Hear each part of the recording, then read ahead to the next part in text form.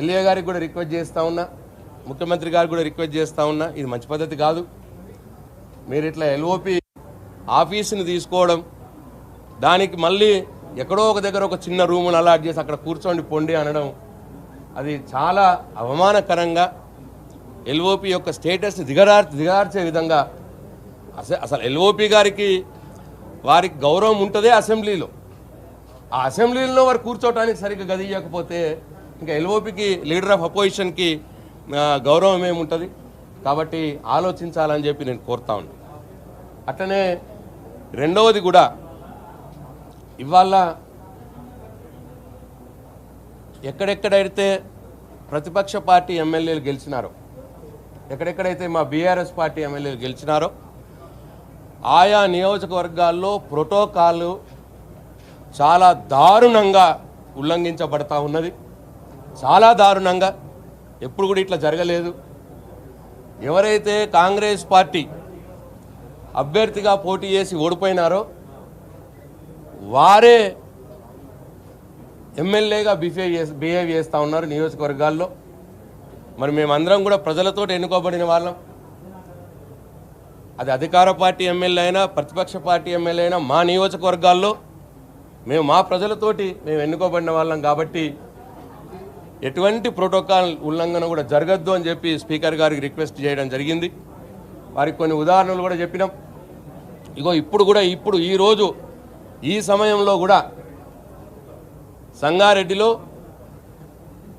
మా చింతా ప్రభాకర్ గారు ఇక్కడ, వారు గౌరవ ఎమ్మెల్యే వారు ఇక్కడ హౌస్లో ఉంటే అక్కడనేమో ఇనాగ్రేషన్లు జరుగుతూ ఉన్నాయి. దుబ్బాకలో కూడా జరుగుతూ ఉన్నాయి.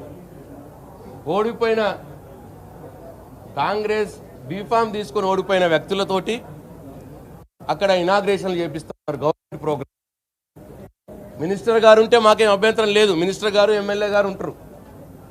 ఇవాళ ఒక పార్టీ నాయకులు పోయి, కాంగ్రెస్ పార్టీ నాయకులు పోయి మరి వాళ్ళ గవర్నమెంట్ ప్రోగ్రాంలలో వాళ్ళే ఉంటున్నారు. కళ్యాణ లక్ష్మి చెక్కులు సంగారెడ్డిలో మేము స్పీకర్ గారికి కంప్లైంట్ చేసినాం, ఫొటోస్ కూడా చూపించినాం. సంగారెడ్డి నియోజకవర్గంలో మా చింతా ప్రభాకర్ ఆరోగ్యం బాగాలేదు, మరి పక్షవాతం వచ్చి ఉన్నది. కళ్యాణ లక్ష్మి చెక్కులు పంచడానికి ఆర్డీఓ గారి దగ్గరికి పోయి కూర్చుంటే 2 గంటలు కూర్చోబెట్టారు. ఎమ్మెల్యేగా ఓడిపోయిన ఎమ్మెల్యే ఎవరైతే అభ్యర్థున్నారో ఆయన కాదు, వారి భార్య రావాలి, వచ్చిన తర్వాత పంచుతాము అని చెప్పి ఆర్డీఓ గారు అంటారట.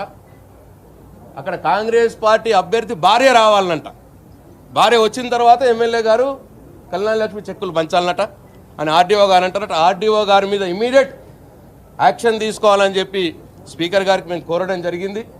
మరి ఇటువంటి ప్రోటోకాల్ ఉల్లంఘనల మీద సీరియస్గా స్పందించకపోతే మరి అది ప్రజాస్వామ్యాన్ని కూని చేసినట్టే అవుతుంది. మా అందరికి కూడా స్పీకర్ గారు మీరే రెస్క్యూగా ఉండాలని చెప్పి వారిని కోరడం జరిగింది. మరి వారు చీఫ్ సెక్రటరీ గారికి పిలిపించుకొని మాట్లాడి ప్రోటోకాల్ ఉల్లంఘన జరగకుండా చూసుకుంటాను.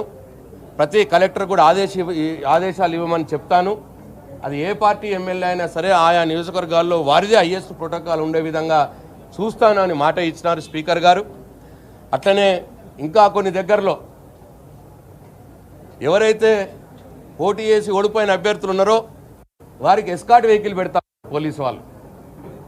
ఎవరైతే గెలిచిన ఎమ్మెల్యేలు ఉన్నారో నియోజకవర్గంలో వారు పర్యటించేటప్పుడు వారికి ఎటువంటి ఎస్కాట్ వెహికల్స్, ఎటువంటి సెక్యూరిటీ కూడా ఇవ్వట్లేదు. మరి ఓడిపోయిన ఆ అభ్యర్థులకు మాత్రం సెక్యూరిటీతో పాటు ఎస్కాట్ వెహికల్స్ ఇచ్చి తిప్పుతూ ఉన్నారు. ఇదైతే చాలా అన్యాయం.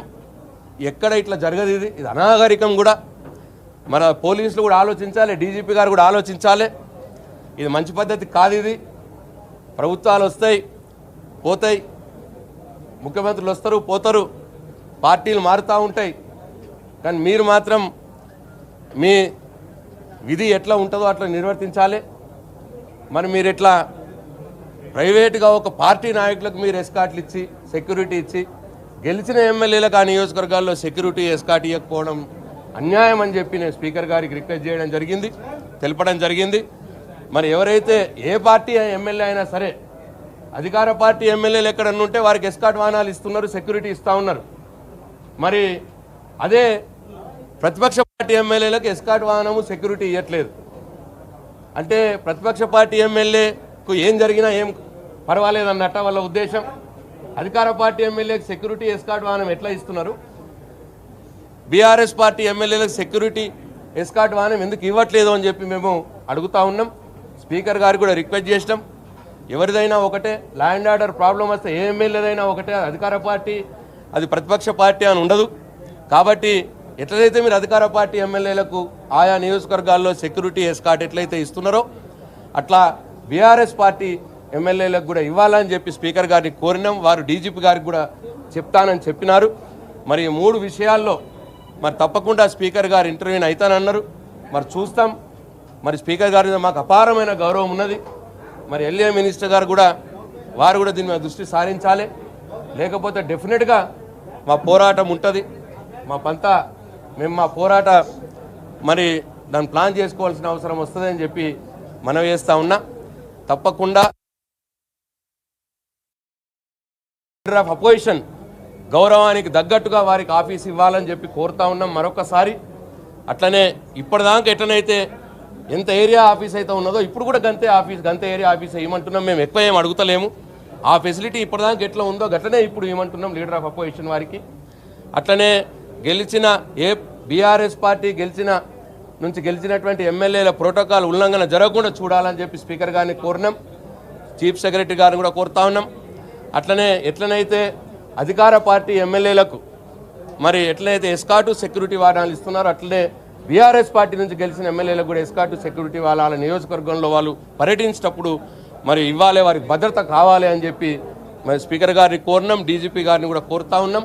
మరి 3 విషయాల్లో తప్పకుండా వారు చర్యలు తీసుకోవాలని చెప్పి కోరుతా ఉన్నాం. అట్లనే ఇంకొకటి మా గౌరవ ఎమ్మెల్సీలకు కూడా మరి ఒక అకామిడేషను మరి ఇక్కడ కావాలని చెప్పి కోరడం జరిగింది. మా గౌరవ ఎమ్మెల్సీలు అందరూ కూడా అసెంబ్లీలో ఒక రూమ్ వాళ్ళకు కూడా ఇవ్వాలని చెప్పి కోరడం జరిగింది. 4 విషయాలు స్పీకర్ గారిని కోరడం జరిగిందని చెప్పి మనం చేస్తాం.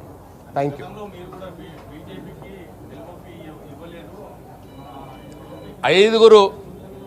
5 ఎమ్మెల్యేలు ఉన్న వారికే ఇక్కడ రూమ్ కేటాయిస్తామని చెప్పి అప్పుడు ఒక సాంప్రదాయం ఉండింది. అట్లా ఎవరెవరికైతే 5 ఎమ్మెల్యేలు ఉన్నారో అందరికి కూడా రూమ్ కేటాయించడం జరిగింది. ఇక్కడ ఇష్యూ 5 ఎమ్మెల్యేలు ఉంటేనే రూమ్ కేటాయిస్తారు. అసెంబ్లీలో అదే సాంప్రదాయం ఉండింది తరతరాల నుంచి, అట్లనే కేటాయించడం.